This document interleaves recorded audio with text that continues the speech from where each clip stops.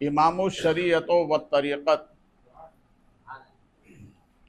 अशाह इमाम अहमद रज़ा खान अलैहि रहमत व रज़वान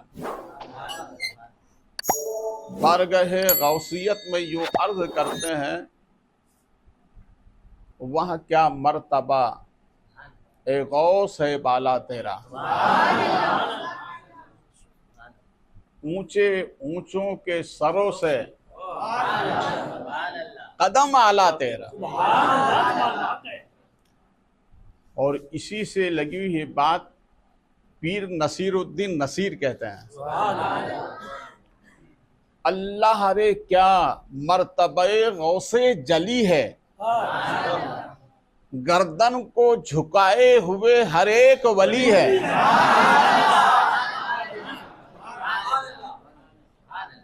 औलादे हसन आले हुसैन इब्ने अली है, बेशक शहे बगदाद वली इब्ने वली है। बेशक शहे बगदाद वली इब्ने वली है, जो नूर है बगदाद की गलियों का उजाला, जो नूर बगदाद की गलियों का उजाला, उस नूर की हर एक किरण मदीने से चली है।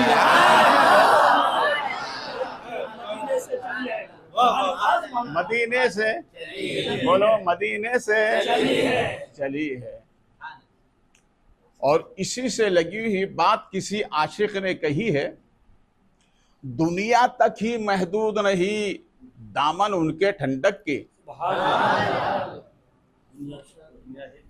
अब जिसको गौसे पाक के दामन की ठंडक चाहिए वो हाथ उठा कर गए है, या गौस अल मदद। जब गौसे पाक का नाम सुनो तो दिल में कहा करो अल मदद। दुनिया थकी महदूद नहीं दामन उनके ठंडक की, महशर में भी होगा हम पे साया गौसे आदम का। महशर में भी होगा हम पे साया गौसे आदम का। और जामी बुरहानपुरी कहते हैं, कभी गौसुल वरा के दर से, कभी ख्वाजा पिया के घर से निकल ही जाता है अपना काम, कभी इधर से कभी उधर से निकल ही जाता है अपना काम, कभी इधर से कभी। अरे तमाशा इतना तो कर गुजरना, उनका दीवाना हो के मरना। लोग देखेंगे तेरा जनाजा कभी इधर से कभी उधर से।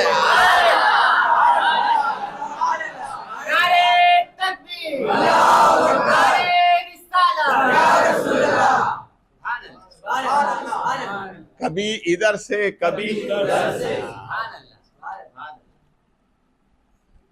हम और आप गौसे पाक की महफिल में बैठे हैं, आंखें बंद करो तो बगदाद में बैठे हैं। गौसे आदम बड़े करीम है, बड़ा करम फरमाते हैं। हजरत खिजर आ गए है ना, गौसे आदम से मुलाकात की, का अब्दुल कादिर यहीं पर रहो, मैं अभी आता हूं। यहीं पर रहो, मैं अभी आता हूं। जो गए तो 1 साल के बाद आए। कब आए? 1 साल के बाद आए।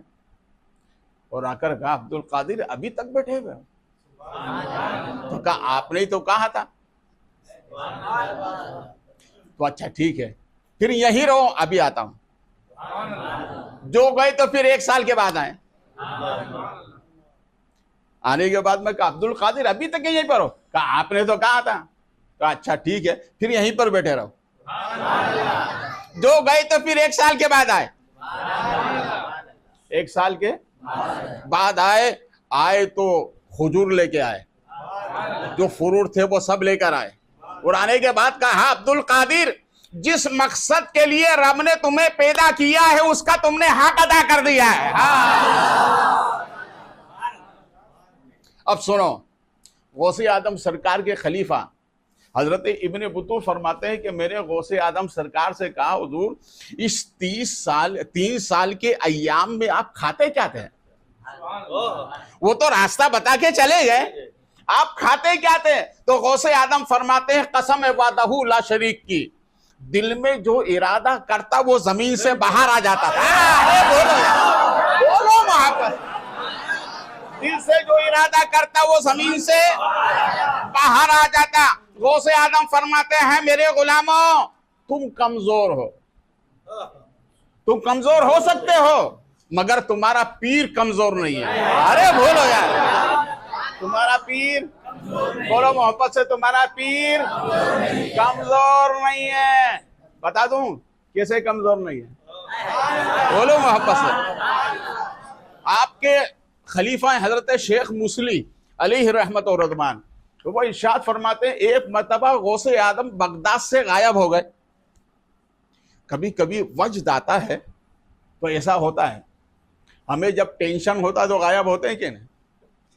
बोलिए, हमें जब टेंशन होता तो होते कि नहीं गायब? इधर से उधर, उधर से इधर चले जाते हैं। हजरत अबू बकर सिद्दीक फरमाते, मुझे भी टेंशन हुआ था मगर मैं कहीं नहीं गया, नबी के दरवाजे पर गया। अरे बोलो यार, इसलिए कि वहीं टेंशन कम होता है। तो अल्लाह वालों को जब वजद आता है तो गायब हो जाते हैं। तो आप फरमाते हैं कि गौसे आदम रज़ी अल्लाह तआला अन्हु गायब हो गए। अब हम पीर भाइयों ने सभी ने इरादा किया कि गौसे पाक को तलाश करो। तलाश करते करते करते करते करते क्या देखा कि दरियाए दजला के किनारे पर हम पहुंचे। तो गौसे आदम नमाज पढ़ रहे हैं। क्या पढ़ रहे हैं? हम भी ईशा पढ़ के ही आए ना। बोलिए बोलिए। ये और बात है कि मैं बाद में जाकर पढ़ता हूं, पढ़ता मैं भी हूं मगर बाद में जाकर पढ़ता हूं, उसकी मसलहत है बहरहाल। तो गौसे आदम रज़ी अल्लाह तआला अन्हु नमाज पढ़ रहे हैं मगर मुसल्ला नहीं है, मुसल्ला नहीं है। तो फिर नमाज किस पे पढ़ रहे हैं? दरियाए दजला का जो पानी है उस पानी की सतह पर खड़े होकर नमाज पढ़ रहे हैं। अरे बोलो। तो मैंने कहा, ये पानी तेरी तो फितरत है डुबोने की, आज क्या बात है? कहा ये अब्दुल कादिर है। अरे बोलो यार, ये अब्दुल कादिर हैं, इनका मकाम बड़ा बुलंद है। अरे मेरी क्या मजाल कि इनको मैं अंदर ले लूं, इसलिए कि सूरज निकलता है तो पहले इन्हें सलाम करता है। पहला निकलता है तो पहले इन्हें सलाम करता है, साल का आगाज होता है तो पहले इन्हें सलाम करता है। मेरी क्या मजाल। वो फरमाते, इसी दरमियान में क्या देखता हूं कि एक मुसल्ला जानिबे आसमान से आया, पानी की छते पर बिठ गया।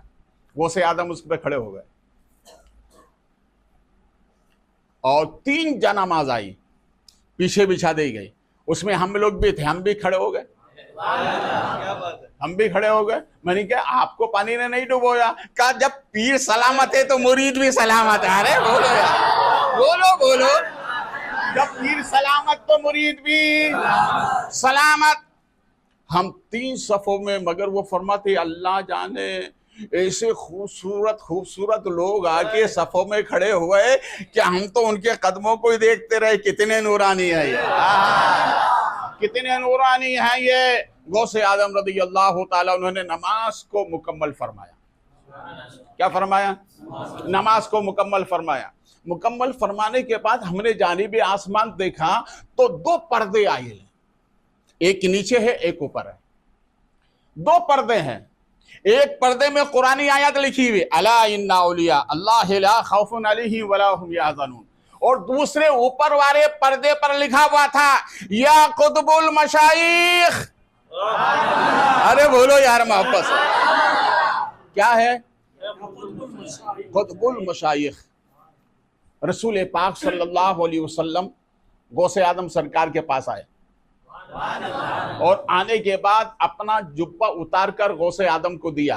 कहा, पहन लो, ये कुतुबियत का जुब्बा है, ये अब्दुल कादिर मुबारक हो, इसी को पहनकर मैं रब की बारगाह में गया था। अरे बोलो मोहब्बत, इसी को पहनकर मैं रब की बारगाह में गया था। ए अब्दुल कादिर, इस ओहदे को सबसे पहले अल्लाह ने मेरी बेटी फातिमा को दिया था, फिर मौला अली को दिया, फिर इमाम हुसैन के 10 साहबजादे को दिया। ये अब्दुल कादिर उसके बाद अगर मिला है तो तुमको मैं अदा कर रहा हूं। अरे बोलो यार।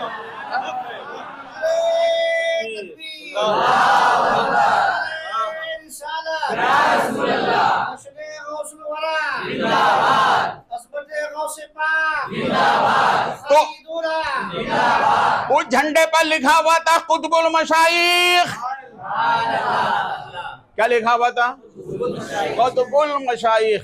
गौसे आदम सरकार ने नमाज मुकम्मल फरमाई और हमारी तरफ चेहरा किया और दोनों हाथ उठा दिए, दोनों हाथ उठा दिए। फिर गौसे आदम सरकार दुआ करने लगे। दुआ करते करते कहते हैं, मेरे मौला, ए मेरे मौला, मेरे मुरीदों को, जुमला सुनिए गौसे पाक की दुआ का, ए अल्लाह, मेरे मुरीदों को जो सुबह क़यामत तक मेरे सिलसिले में दाखिल होने वाले हैं, उनको बगैर तौबा किए हुए मौत ना देना। तो हज़रत इमाम शेख मुस्लिम फरमाते हैं, हमने कहा आमीन, मगर ताज्जुब वाला ताज्जुब ये है कि हमारे अलावा पहले आसमान से लेकर 7वां आसमान तक के फरिश्ते कह रहे थे आमीन। इससे मालूम यह हुआ कि गौसे आदम के मुरीद इतने आला हैं कि इनका जिक्र जमीन में नहीं होता, आसमान में होता है। कितने मुकद्दर वाले हो। आज यहां जिक्र कर रहे हैं, इंशाअल्लाह कल गौसे पाक के दियार में जिक्र करेंगे। कल मैंने जहां से बात छोड़ी थी मैं वहीं पर आता हूं। गौसे आदम सरकार को पुकारने वाला क्या बोल रहा था? ए अब्दुल कादिर, आशिक बनोगे या महबूब? बोलो बोलो। डॉक्टर इकबाल ने कहा था किसी मौके पर, खुदी को कर बुलंद इतना कि हर तदबीर से पहले खुदा बंदे से खुद पूछे, बता तेरी रजा क्या है। मगर ये मकाम काले कपड़े पहनने से नहीं मिलता, ये मकाम ग्रुप बनाने वालों से नहीं मिलता, ये मकाम तो खुदा की जात में जो फना होता है उसे दिया जाता है, उसे ये मकाम दिया जाता है।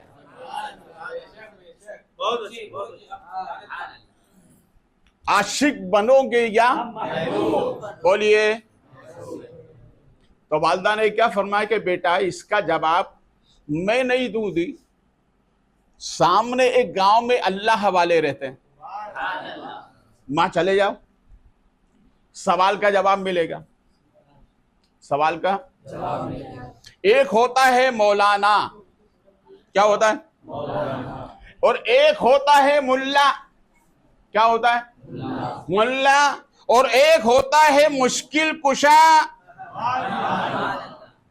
अब मौलाना तो समझ में आ गई कि मसले को हल कर दे मौलाना, है ना, और मुश्किल कुशा उसे कहते हैं जो मुश्किलों को कुशाई कर दे, उसे मुश्किल कुशा कहते हैं। मुल्ला किसे कहते हैं? जो सुलझे हुए को अटका दे, उसे मुल्ला कहते हैं। तो गौसे आदम रज़ी अल्लाह तआला अन्हु गए उस वली के पास जो मुश्किल कुशाई करते थे, जाकर कहा कि मुझे पूछने वाला इस तरह से पूछ रहा है, क्या जवाब दूं? अब्दुल कादिर आज मत आओ, कल आओ। ये अब्दुल कादिर इसका जवाब मैं कल दूंगा। देखो सवाल की नौइयत दो किस्म की होती है। एक तो होती है तसव्वुर वाली, आंखें बंद की, हमने शेर को लेकर आए, नक्शा सामने आ गया, ये तसव्वुर हो गया। और एक ये कि हकीकत में हमने सामने खड़े हुए शेर को देखा, ये मुशाहिदे वाला हो गया। तो आपने फरमाया कि बेटा आज नहीं कल आओ। कल जब गए तो क्या देखा? बस्ती वालों से पूछा कि बोले ये अल्लाह वाले थे, यहाँ कहाँ गए? कहा उनका इंतकाल हो गया। कहीं इंतकाल हो गया तो फिर रखा कहाँ? कि जहां पूरे शहर का कचरा इकट्ठा किया जाता है, कब्रिस्तान के कोने में वहीं ले जाके डाल दिया है। अच्छा, तो गौसे आदम रज़ी अल्लाह तआला अन्हु कब्रिस्तान पे पहुंचे। आप जाते हो नहीं कब्रिस्तान? बोलिए बोलिए। कब्रिस्तान जाया करो, कब्रिस्तान जाया करो, इसलिए कि कब्रिस्तान जाने की एक हिकमत यह है कि तुम्हें अपनी मौत याद रहेगी। क्या याद रहेगी? बोलिए, अपनी मौत याद रहेगी। और नबी फरमाते हैं जो अपनी मौत को याद रखता है वो गुनाहों से दूर होता है। सबसे बड़ी हिकमत ये। गौसे आदम सरकार गए और जाने के बाद कब्र वालों को सलाम किया और सलाम करके कोने में गए तो मुझसे भी कहा हजरत अस्सलाम वालेकुम।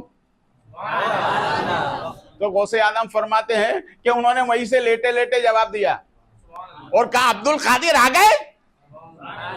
तो कहा हजरत मैं तो आया था सवाल के लिए, आप यहां पर आ गए। कहा कोई बात नहीं। का सवाल दोहराऊं? कब मुझसे ये पूछा जा रहा है आशिक बनोगे या महबूब? तो कहा देखो अब्दुल कादिर ये आशिक ही है।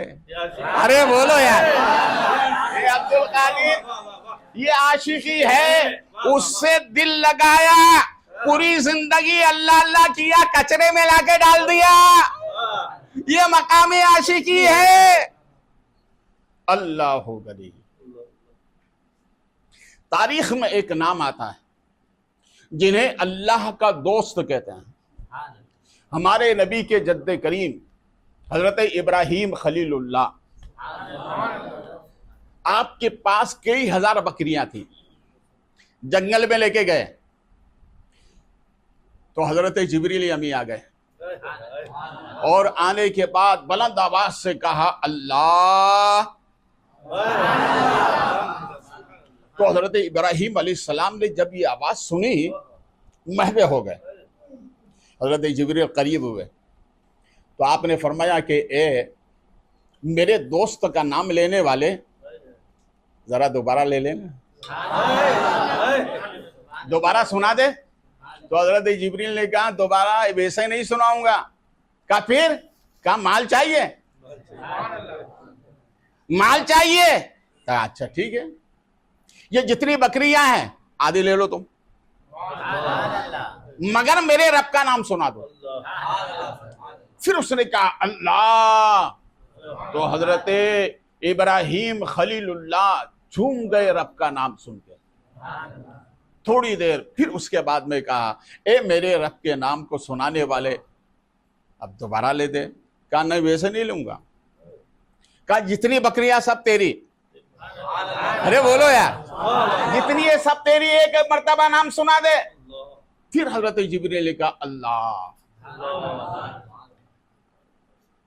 तो हजरत इब्राहिम खलीलुल्लाह रब का नाम सुन करके फिर मसरूर हुए। तो फिर कहा एक बार और सुना दे मेरे रब का नाम। तो हजरत जिब्रील ने कहा अब देने के लिए क्या है? अरे बोलो यार, अब तो देने के लिए आपके पास कुछ भी नहीं है और मैं जब तक नहीं लूंगा जब तक माल नहीं दोगे। तो कहा एक काम करो ना, इस बकरी को हाँकने के लिए चरवाहे की जरूरत पड़ेगी ना। कहा वो तो जरूरत पड़ेगी। कहा अच्छा मैं काम वो मैं करूंगा, एक मर्तबा रब का नाम सुना दे।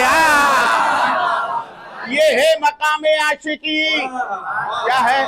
बोलो मोहब्बत से, क्या है मकाम आशिकी? और आइए और करीब से देखिए, आपने तारीख में एक नाम सुना होगा हजरत पीर पठान, तोशा शरीफ वाले, पाकिस्तान में ही है, बहुत मशहूर बुजुर्ग है। उनका उर्स हो रहा था। अब उर्स में तो हर किस्म के दीवाने जाते हैं, जैसे कमली शाह में जाते कि नहीं जाते कि नहीं जाते। और ख्वाजा के यहाँ तो ऐसे ऐसे दीवाने आते हैं। मैंने ऐसे ऐसे दीवानों को ख्वाजा के यहाँ देखा है, उंगली इस तरह यूं करते हैं तो पत्थर से कलमे की आवाज आती है। ऐसे ऐसे दीवानों को ख्वाजा की बारगाह में देखा है। तो वो दीवाना था, सब लोग आ रहे थे जा रहे थे, मेला था। तो वो एक आवाज लगा रहा था और उसने यूं कहा पीर किदा, यानी ईद कब होगी। क्या बोला उसने? ईद कब होगी, ईद किदा। मगर ये था मजजूब, इसकी बोली दूसरा कैसे जाने। अब जानेगा तो वो जो इसके ऊपर दर्जा रखता हो, नीचे वाले तो नहीं जाने ना। तो वो ऐलान कर रहा था ईद किदा, उससे ऊपर वाला आ गया, सामने बैठ गया, सामने बैठ गया और बैठ के कहा कि आप सुनाओ। तो उसने कहा ईद किदा, तो उसने कहा यार मिले जिदा। अरे बोलो यार, बोलो मोहब्बत से, और मोहब्बत से बोलो ईद किदा, यानी ईद कब होगी। तो इसने बोला यार मिले जिदा, यानी जहां यार मिले वही ईद है। अरे बोलो यार।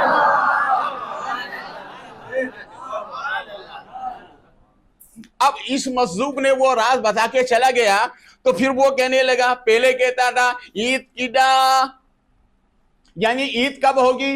अब ये मजदूब ने तरीका बता के चला गया, यार मिले जिदा।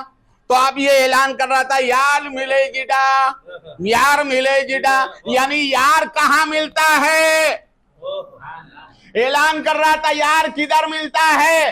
तो उससे ऊपर वाला दरवेश आ गया, सामने बैठकर कहा क्या बात है, क्या यार मिले जिदा। तो उसने कहा जिसने अपनी में मारी यार मिले उड़ा। अरे बोलो यार, और बोलो मोहब्बत से, जिसने अपनी में मारी यार मिले उड़ा। हजरत इब्राहिम खलीलुल्लाह ने अपनी में मारी और कहा मौला तू ही तू है, इसी को मकामे आशिकी कहते हैं।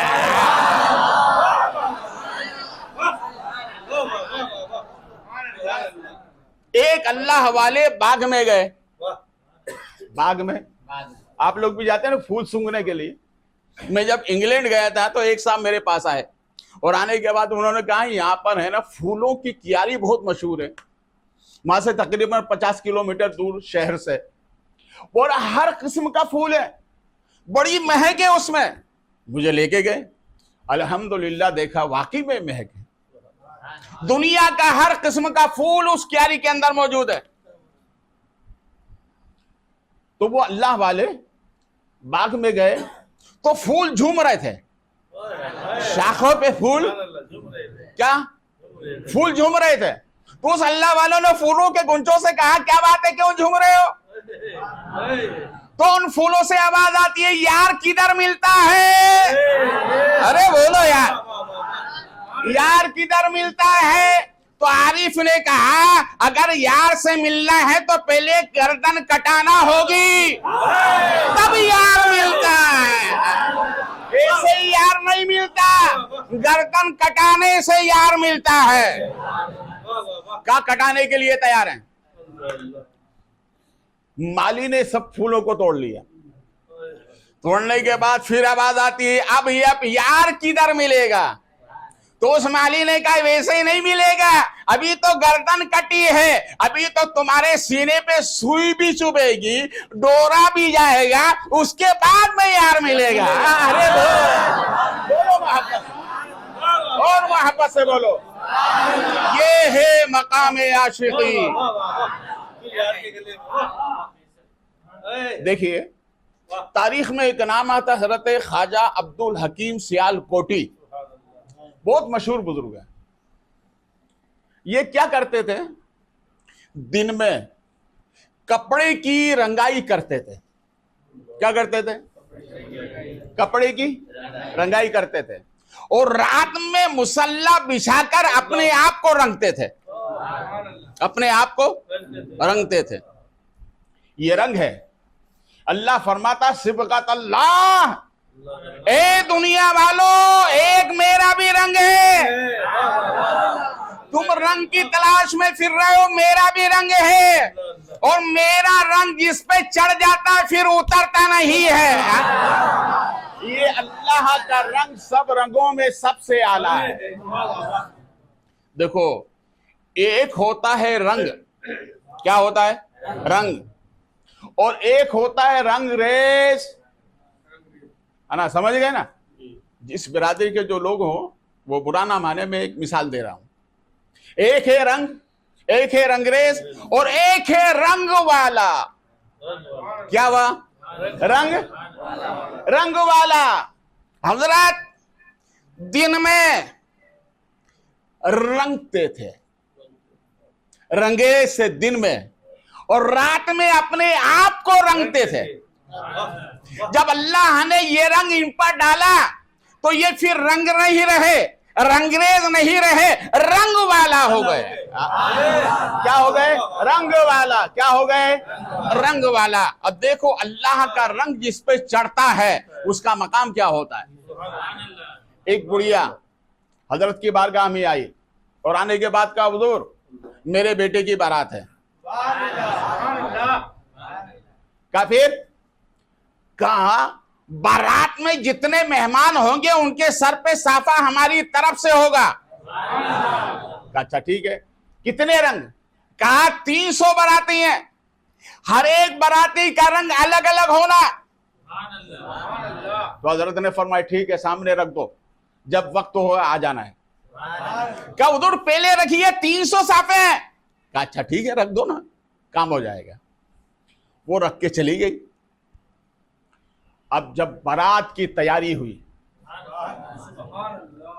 बारात जब लेके जाते हैं ना तो ये आसान नहीं है बारात ले जाना। बारात ले जाना बड़ी मुश्किल है।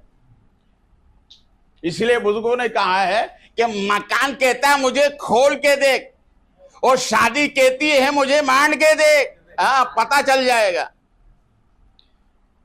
और शादी ब्याह में ऐसा ऐसा होता है, दूर दूर के वालों को दावत दी जाती है, मालूम हुआ पड़ोस में ही आदमी रह गया। शादी ब्याह में ऐसा होता है अक्सर और बेशतर, सब हो जाते हैं, करीब वाला रह जाता है। तो उसको जब तैयारी हो गई बारात की चलने की, तो उसकी याद आई कि साफे तो वहां दे के आई थी मैं। दौड़े दौड़े हजरत के पास आई, और आने के बाद में उसने कहा कि हजरत मेरे वो साफों का काम हो गया। क्या बात है? कहा तो मेरी बारात तैयार है। तो हजरत ने फरमाया कि मुझे तो ख्याल नहीं रहा। अरे बोलो यार, मुझे तो ख्याल नहीं रहा। तो उसने कहा हुजूर ये आपने क्या किया, मेरी नाक कटवा दी, मेहमान लोग क्या बोलेंगे, अब ये 300 साफे कलर कब होगा। वो रोने लगी। हजरत जलाल में आए, फरमाया उठा, कपड़े उठा, तू बोलती जा, मैं रंग देता चला जाऊंगा। तारीख बताती है कि वो बोलती जा रही थी, हजरत अपने कदमों में लेकर उठाते जा रहे थे, वैसा ही रंग होता था जैसे बुढ़िया बोलती जा रही थी। बुढ़िया ने जब ये देखा तो कहा हुजूर ये क्या है? क्या ये मोहम्मद अरबी का रंग है, जा लेके चली जा। कदमों पे गिरी, कहा मुझे भी अपना रंग चढ़ा दो, वो 300 बाराती है उनको भी चढ़ा दो।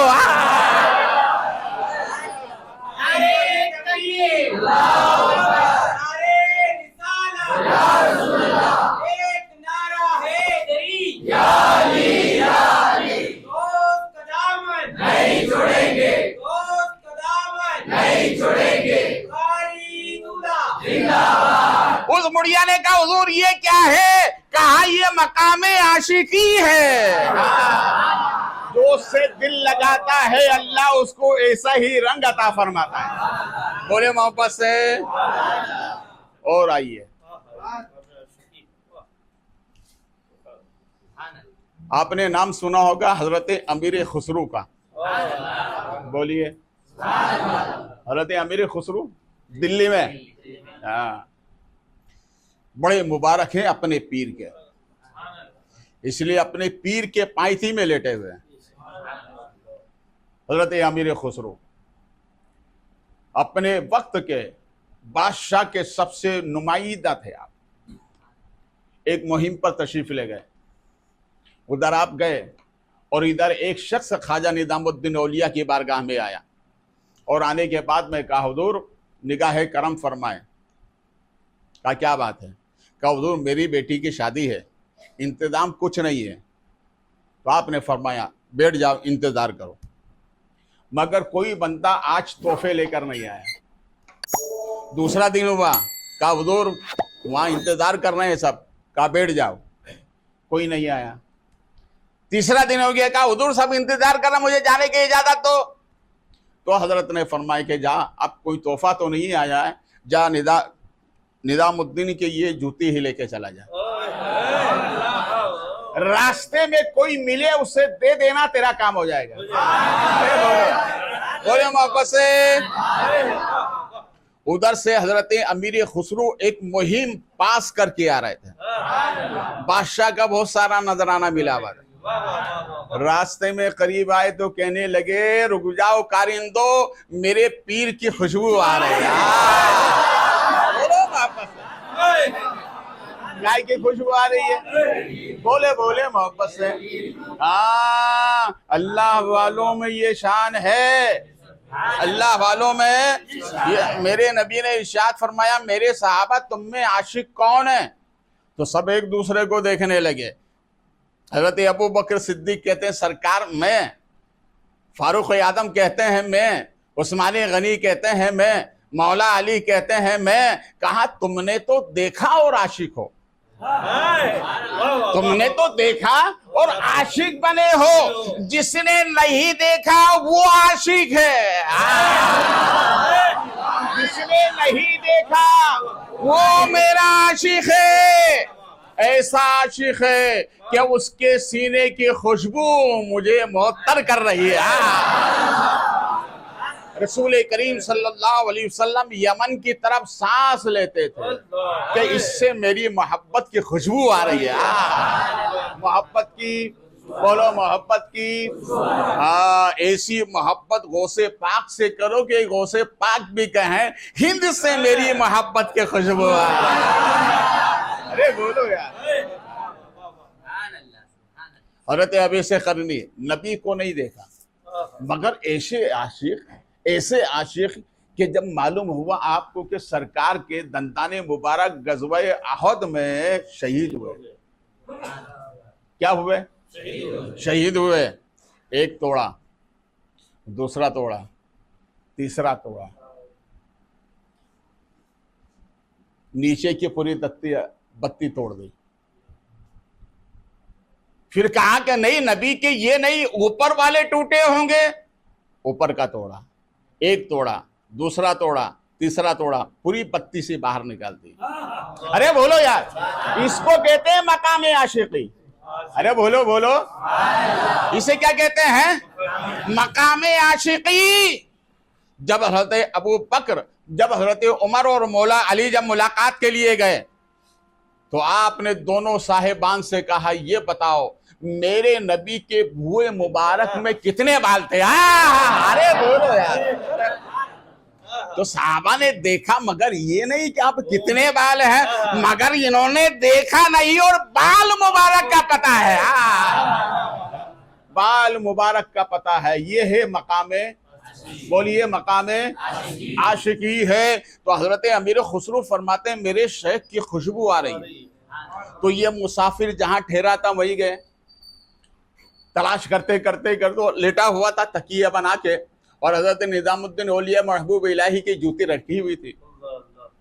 उसे प्यार से उठाया, उठाकर खड़ा किया, उसे सीने से लगाया, पेशानी का बोसा दिया और कहा कि भैया जो मांगे मैं दे दूंगा, मगर वो तोहफा मुझे दे दे जो मेरे पीर के पास से लेकर आया। अरे बोलो यार मोहब्बत से, मेरे पीर के पास से लेकर आया है। तो उसने कहा भैया मुझे इतना चूमता क्यों है? पेशानी चूमी, हाथ चूमा, मेरे लिबास चूमा। कहा तुम्हें नहीं चूम रहा हो, मेरे पीर की खुशबू आ रही है। मेरे पीर की खुशबू आ रही है इसलिए चूम रहा हूं। चुनांचे उसने कहा कि वो समझ गया कि भैया ये वही दीवाना है। दीवाने की निगाहों को जहां देख रहा है, दीवाना खुदा जाने कहां देख रहा है। समझ गई ये दीवाना है। तो कहा देखो भैया बहुत महंगी है, दीवानगी देखते भाव बढ़ गया। अरे बोलो ना यार मोहब्बत से। हाजी नासिर जब मार्केट में देखते हैं, हाँ अब मौका है भाव बढ़ाने का, है ना। होता है ना मार्केट में भाव बढ़ता भी है, उतरता भी है और चढ़ता भी है। जिनके पास खजाने ज्यादा होते हैं वो इसी का इंतजार करते हैं, है ना। तो उस दीवाने ने देखा वाकई में भाव बढ़ा हुआ है, तो कहने लगा भैया बहुत कीमती है, दूंगा नहीं। तो हजरत अमीर खुसरो ने कहा सुनो भैया, जितना मुझे मिला है ना वो सब ले लो, मेरे पीर का तोहफा मुझे अता कर दो। बोलो मोहब्बत से। अब उसने कहा अच्छा ठीक है, अगर दूंगा तो मेरा भी काम हो गया। हजरत अमीर खुसरो ने जो मिला था सब दे दिया, अपने पीर की जूती को लिया, सर पे रखा। बोलो मोहब्बत से। सर पे रखा और सर पे रख के रवाना हो गया। रास्ते में क्या देखा, एक जंबे का फिर लगा हुआ था। क्या देखा कि एक जनाजा जा रहा है। पूछा क्या बात है, किसका जनाजा है? कहा एक अल्लाह वाले का। कहा कौन अल्लाह वाला? अरे जो मरने से पहले कहा है, इंतकाल से पहले इस अल्लाह वाले ने कहा जो मेरे गहवारे को कांधा देगा वो जन्नती। देखो अल्लाह वाले पावर कैसा रखते हैं। जो मेरे गहवारे को कांधा देगा वो जन्नती। तो हजरत अमीर खुसरो ने अपने आप को बचाकर एक दीवार के सहारे खड़े हो गए। वो जनाजा गुजर गया, अपने पीर के पास गए। तो हजरत महबूब इलाही ने मुस्कुराकर फरमाया हुनूस दिल्ली दूर अस्त। ये जुमला इतना मशहूर हुआ है। हजरत महबूब इलाही ने फरमाया अमीर खुसरो दिल्ली इतनी दूर है, इतनी देर से आए हो? तो कहा हुजूर क्या बताऊं, एक अल्लाह वाले का जनाजा जा रहा था। कहा फिर? कहा उन्होंने अपने इंतकाल से पहले कहा था जो मेरे गहवारे को कांधा देगा जन्नती। तो कहा अच्छा तुम कांधा देने के चक्कर में लग गए थे? अरे बोलो, कांधा देने के चक्कर में लग गए थे? कहा ना हुजूर मैंने कांधा नहीं दिया है। कहा क्यों? कहा उनका वली होना बरहक, उनका वली होना बरहक, उनका फरमान सच, मगर मैंने कांधा इसलिए नहीं दिया। अगर मैं कांधा देता तो दुनिया इश्क व मोहब्बत का मुजरिम करार पाता।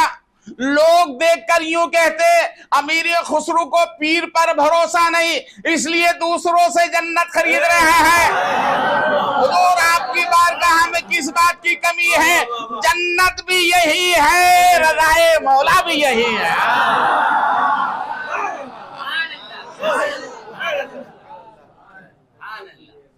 पीर से इतनी मोहब्बत की तो पीर ने इरशाद फरमाया अपने सर की टोपी निकाल कर दी और इरशाद फरमाया खुसरो इसको रख लो, ये किसी मौके पे तुम्हारे काम आएगी। ख्वाजा निजामुद्दीन औलिया महबूब इलाही अक्सर फरमाया करते थे खुसरो अगर मुझे शरीयत का खौफ ना होता, शरीयत का एहसास ना होता तो मेरी और तुम्हारी कब्र एक होती। लेकिन शरीयत इस बात की इजाजत नहीं देती है। मालूम हुआ अल्लाह वाले पहले शरीयत की बात करते हैं। कोई तो तरीक़त की मंजिलें उनके हवा लगती हैं। हजरत महबूब इलाही का विसाल हो गया। विसाल के बाद में ये बेकरार रहने लगे। एक मरतबा वही मुर्शिद की टोपी ली और जंगल में चले गए और टोपी को कलमे वाली उंगली पर यूं घुमाने लगे और जानिबे आसमान देखकर कहते हैं है कोई खरीदने वाला जो खरीद ले। अरे बोलो यार, मकामी आशिक समझा रहा हूं आपको। है कोई खरीदने वाला जो इसे खरीद ले, है कोई खरीदने वाला जो इसे खरीद ले। आवाज आती है जानिबे आसमान से खुसरो हम खरीदना चाहते हैं। तो आप फिर कहते हैं है कोई खरीदने वाला जो इसे खरीद ले, है कोई खरीदने वाला जो इसे खरीद ले। मैंने हजरत अमीर खुसरो से कहा अगर हुजूर आपके पीर की टोपी को बेचना ही था तो आबादी में बेचते, जंगल में कौन लेने वाला है? तो आपने इरशाद फरमाया, बुखारी तुम्हें मालूम नहीं, नबी ने 1400 बरस पहले फरमाया मन काना लिल्लाहि काना अल्लाहु लहू, जो अल्लाह का हो जाता है सारी मखलूक उसकी हो जाती है। मुझे मालूम था मैं ऐलान करूंगा खरीदने वाले आ जाएंगे। है कोई खरीदने वाला? है कोई खरीदने वाला? आवाज आती है खुसरो हम खरीदना चाहते हैं, फिर अर्ज करते हैं है कोई खरीदने वाला, है कोई खरीदने वाला, फिर आवाज आई खुसरो हम खरीदना चाहते, कीमत क्या है, कहा ए खरीदने वाले अगर तू खरीदना चाहते हैं तो इस मेरे पीर की टोपी की ये कीमत है कि इस टोपी के सदक़े में मेरे नबी की जो गुनाहगार उम्मत है उस उम्मत के गुनाह को माफ फरमा दे।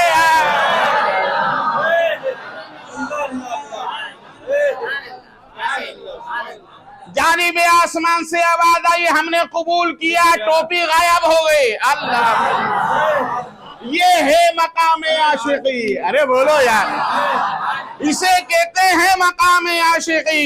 इसलिए पूछा जा रहा है अब्दुल कादिर आशिक बनोगे के महबूब? अरे बोलो यार।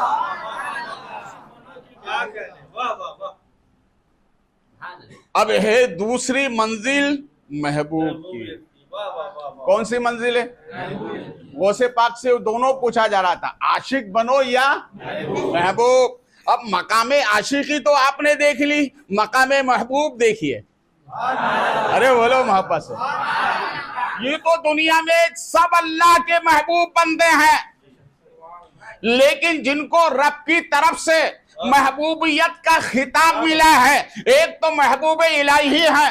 अरे बोलो बोलो, एक महबूब इलाही है और एक हमारे नबी की जात है, और तीसरे है महबूब सुभानी, गौसे समदानी, मीरा मोहिउद्दीन जिलानी, गौसे आदम रज़ियल्लाहु तआला अन्हु। ये तीन अफराद को रब की तरफ से हुक्म मिला है कि तुम मेरे महबूब हो, तुम मेरे महबूब हो। देखिए रब ने इरशाद फरमाया, जिब्रील मेरे महबूब को सलाम कहो, और यूं कहो कि रब ने आपको बुलाया है। जिब्रील जब चले रब की बारगाह से तो हमारे नबी बिस्तर पर लेट गए, हमारे नबी बिस्तर पर लेट गए। नबी जान रहे हैं इसलिए लेट गए, इसलिए कि ये मकामे महबूब है ना, मकामे महबूब शुरू हो रहा है। जब नबी लेटे, जिब्रील अमी आए, अर्ज करते मौला तेरे महबूब तो लेटे, जगाऊं कैसे? अरे बोलो यार। तो हमारे उलमा फरमाते हैं जगाने के तीन तरीके हैं, एक आवाज देकर, एक पैर कदमों की तरफ हिलाकर, ये दो तरीके हैं, और तीसरा तरीका ये है सर हिलाकर, यानी सर में उंगली डालकर हिलाइए। क्यों? कि सोने वाला सो तो रहा है मगर इसकी रूह ना जाने कहाँ है, इसकी रूह ना जाने कहाँ। इसलिए सूफिया फरमाते हैं मोमिन वजू करके सो, जब सोने के बाद तेरी रूह निकलेगी तो अर्श के नीचे जाके सजदा करेगी, इसलिए वजू करके सोया कर। और इस हालत में मर गया तो अल्लाह शहादत के मौत नसीब फरमाएगा। जब एक मोमिन वजू करके सोता है तो उसकी रूह अर्श पे जाके सजदा करती है। मेरे नबी तुम्हारी अजमतों को सलाम, आप रूह ही नहीं हो, रूह है कायनात हो, आपकी रूह का मकाम का आलम क्या होगा।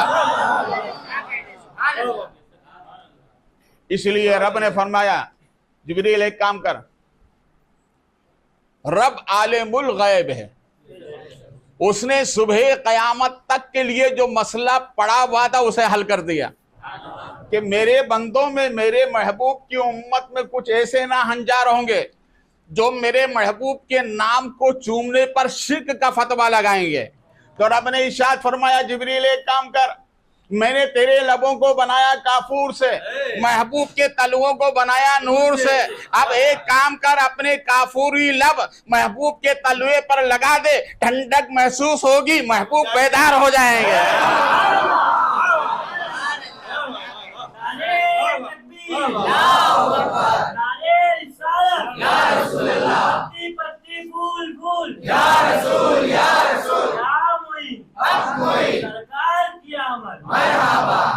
ये जिब्रील हैं, तलवों को चूम कर रब ने बता दिया, मेरे बंदों, जहां से जिब्रील के मकाम की इंतहा होती है वहां मेरे महबूब के मकाम की इब्तिदा होती है। जिब्रील बड़े ताकत वाले नबी, वो फरिश्ते हैं। कौन से? एक मर्तबा मदीना शरीफ में आए, जिब्रील अमीन आते रहते थे सरकार की खिदमत में, बार बार आते थे। एक मर्तबा आए, हाजिर ये खिदमत हुए, सरकार ने फरमाया जिब्रील मदीने में अंधेरा कैसा है? का सरकार अभी एक ही पर खोला है, एक ही पर खोला है। कौन सा पर? एक पर खोला है सरकार, अंधेरा हो गया। तो हमारे नबी ने फरमाया जिब्रील तेरे एक पर का ये आलम है, तो आगे का सरकार 600 पर रखता हूं। कितने? बोलो। 600 पर रखता हूं। कहने लगे मेरे आका, अगर मैं चाहूं तो एक ही पल में, एक ही पर में सातों जमीन, सातों आसमान को लेकर इस तरह निचोड़ता हूं जैसे पानी का कपड़ा। अल्लाह ने मेरे बाजुओं में वो ताकत अता फरमाई है। अरे बोलो यार मोहब्बत से, मेरे रब ने वो ताकत अता फरमाई है। हमारे नबी फरमाते हैं जिब्रील चलो मेरे साथ, अब पता चल जाएगा तुम में कितना पावर है। अरे बोलो यार, बोलो बोलो मोहब्बत से। ये मकाम महबूब है। अब आगे चलिए आप, रसूल करीम सल्लल्लाहु अलैहि वसल्लम सरकार हरम से चले। मैं वो पूरा वाकया नहीं बयान कर रहा हूं, मेराज बयान नहीं कर रहा हूं, जो महासले वो सुनिए। हमारे नबी खुदा की बारगाह में पहुंचे तो उससे पहले सिदरतुल मुंतहा पे जिब्रील रुक गए। कहाँ रुके? सिदरा पे रुक गए। कहा आगे सरकार मैंने आगे नहीं जा सकता। अल्लाह के प्यारे नबी ने इरशाद फरमाया जिब्रील तुमने एक मर्तबा कहा था ना कि मेरे पर में अल्लाह ने वो ताकत दी है कि एक ही पर में मैं सातों जमीन, सातों आसमान को अंदर लेकर कपड़े की तरह निचोड़ देता हूं, इतना पावर है मेरे। कहा था ना? कहा हाँ सरकार। का जिब्रील मेरे करीब आओ। सरकार ने करीब किया और एक बाजू में यूं लेकर यूं दबाया तो जिब्रील अमीन चिड़िया के मानिद हो गए। आगे नहीं बोलूंगा, यह अदब का मकाम है। चिड़िया के मानिद हो गए। सरकार ने फरमाया जिब्रील इतना ही काफी है। अरे बोलो यार, इसलिए तो आला हजरत फरमाते हैं जिनको पारे दो आलम की परवाह नहीं, ऐसे बाजू की कुव्वत पे लाखों सलाम।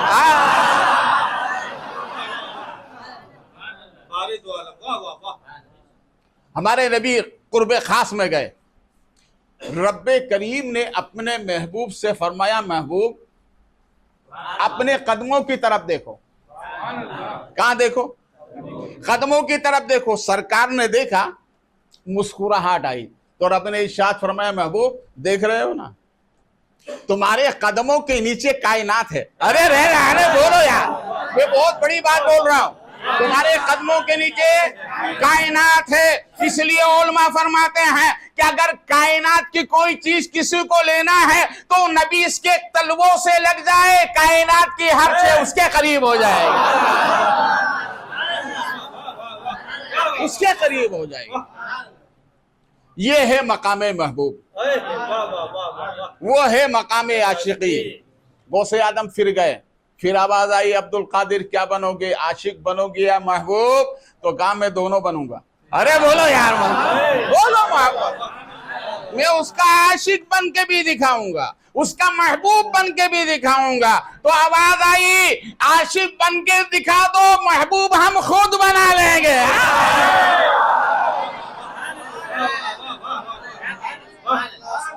अब आइए कैसे उसके आशिक बने। आशिक ऐसे बने गौसे पाक कि 15 साल कादरियों, गौर से सुनो, 15 साल गौसे आदम सरकार ने नमाज इशा के बाद एक पैर पे खड़े होकर 15 साल खत्म कुरान किया है। अल्लाह कितने? अब अपने गिरबान में झांक कर देखो, हम पूरे महीने में भी नहीं कर पाते हैं। ये है आशिकी। क्या है? ये है आशिकी। गौसे आदम फरमाते हैं मैंने अपने रब को राजी करने के लिए, मकामे आशिकी पाने के लिए मैंने 25 साल मुजाहिदे किए हैं। कितने साल? बोलो मोहब्बत से, कितने साल? 25 साल। और गौसे आदम फरमाते हैं कभी ऐसा होता था पूरे साल में अनाज नहीं खाता, सिर्फ पानी से अपने आप को तसल्ली देता था।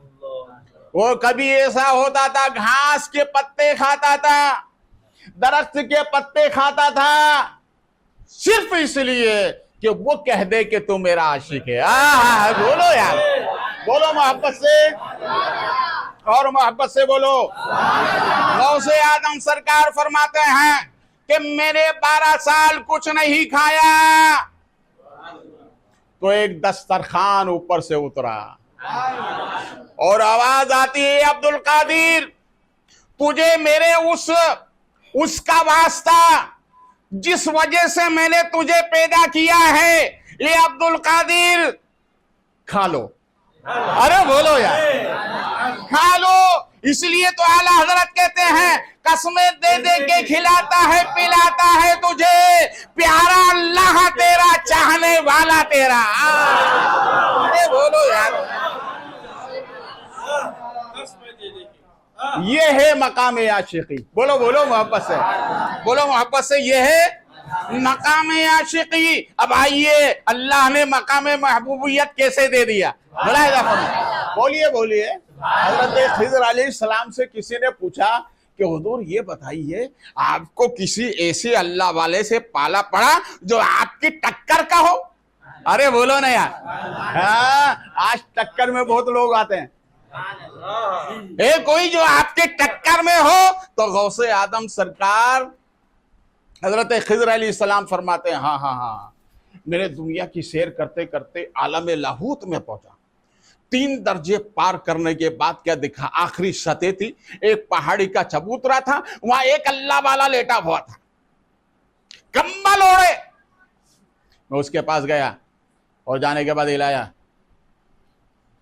ये अल्लाह के बंदे उठ उठ, अगर मोमिन है तो वली बन, मेहनत कर आगे बढ़, वली है तो अब्दाल बन, अब्दाल हो तो कुतुब बन, उठ। ये मकर सोने का टाइम नहीं है, इबादत का टाइम है, खुदा को राजी कर, मकाम आशिकी पा, मकाम महबूबियत को पा। इतना कहना था, आवाज आती है ए खिज़र आहिस्ता आहिस्ता, ए खिज़र आहिस्ता आहिस्ता। का मौला क्या बात है?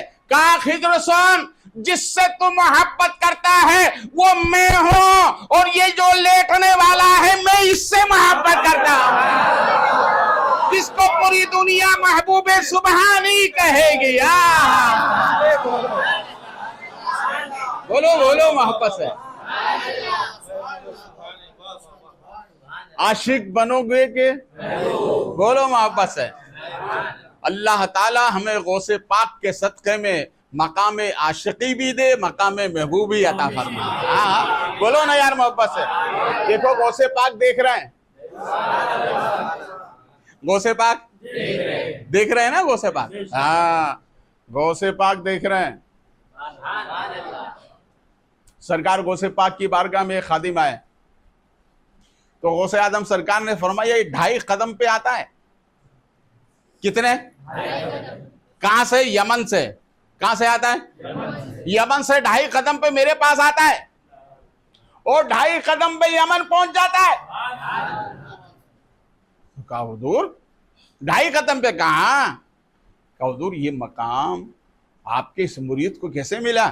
कहा कुछ नहीं, सिर्फ मेरे नाम का पानी पिलाता है। अरे बोलो यार, बोलो बोलो, ये यमन में इसका यही काम है। यमन की जामा मस्जिद के हौज पर बैठकर जितने नमाजी आते हैं सबको ये पानी पिलाता है। तो रब ने मेरी मोहब्बत में उसको ये मकाम अता फरमाया, जब चाहता है मेरे पास आता है, जब चाहता है चला जाता है। तो कहा हुजूर ये मकाम आपने क्यों दिया? तो कहा इसलिए कि मैं अल्लाह का महबूब हूं, जिसे चाहूं आशिकी दे दूं, जिसे चाहो महबूबियत दे दूं। तुम चाहो तो आशिकी ले लो, तुम चाहो तो महबूबियत ले लो, इसलिए कि मेरे रब ने मुझसे वादा किया है, अब्दुल कादिर जो मांगोगे मैं अता कर दूंगा।